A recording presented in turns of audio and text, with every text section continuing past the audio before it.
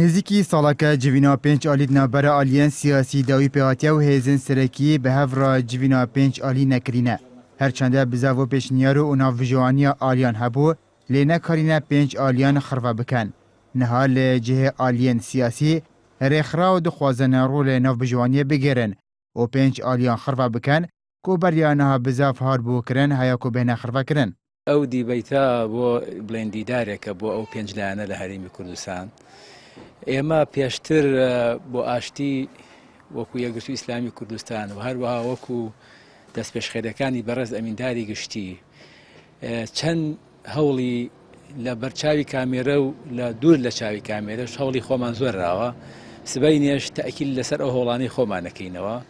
پارتی و گۆڕانە کو ململانەکە توندا سیاسی ناوبەرەواندا هەیە هاتینا داخوازکردن کو بەشداریە دیبەیتێکێ بکەن کو رێکخراوە ئاشتی لە هەڵەبجە داخوازکردینە و هەردوو ئالیان ژی بەرهەویە خوا ئانینە زمان هەیە کو بەشداریە تێدا بکەن.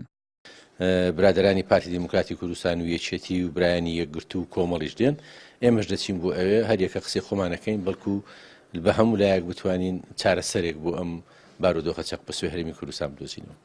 دیبەیتە پێنج ئالیان ژ ئالیە رێکخراوانە بووەیەکی ڤەدگەرە کو هەر ئالیەک هەلویست و نەری نەخوا بۆ ئاشتیا سیاسی زەڵاڵ بکە و بزاوێن خوا بۆ ئاساییکردنا ڕەوشێ بەرچاو بکە. ئەوش کە پەیوەندی بە قسەی کۆمەڵی ئیسلامی و بە قسەی خۆمان لەوەیەکەین بەیانی و ئومێدمان وایە ئەمە هەوڵێکی باش بێ و سەرەتایەک بێ بۆەوەی کە گفتوگوی جددی لە هەرێمی کوردستان دەست پێ بکاتەوە بە ئاڕاستەی چارەسەرکردنی قیرانەکە.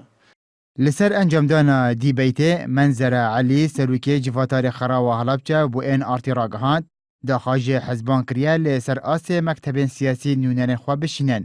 Di bersivda mela Bextiyar berpirsê desa kargeriya mekteba siyasî yeketî jê ra gotîne yan ew yan jî endamekê mekteba siyasî de bişînin.